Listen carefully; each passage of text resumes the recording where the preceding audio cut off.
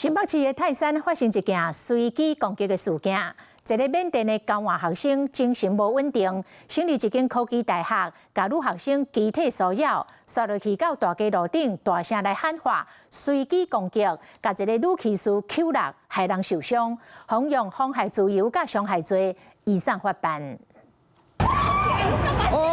一位穿烏衫的查甫人，剎騎車的查某民眾會驚甲趕緊逃走。查甫人痛只腳走入樹叢內底，找後一個目標。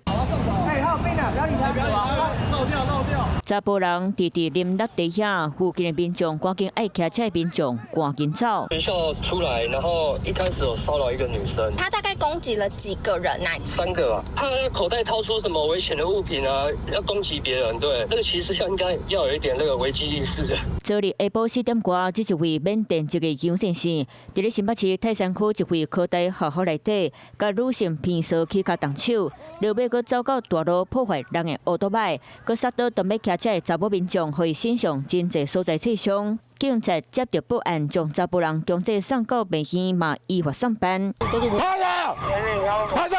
楊先生情緒無穩定，含講話嘛無清楚。後續調查才發現，伊竟然是科大的緬甸僑生，進前佫捌犯竊盜案。這個偷竊，很空門啦，偷了幾萬塊呢。自己發生在我身上的話，應該會蠻可怕的。怎麼說？就是畢竟如果騎車過去的話，然後突然被攔下來，然後可能有掏東西出來的話，被攻擊也不知道會怎麼樣。緬甸籍交換生來台灣無夠1年，若共偷摕物件，即馬佫佇咧學校內底隨機攻擊，當事科大也未回應，毋過直直了代誌，互學生啊攏心驚膽嚇。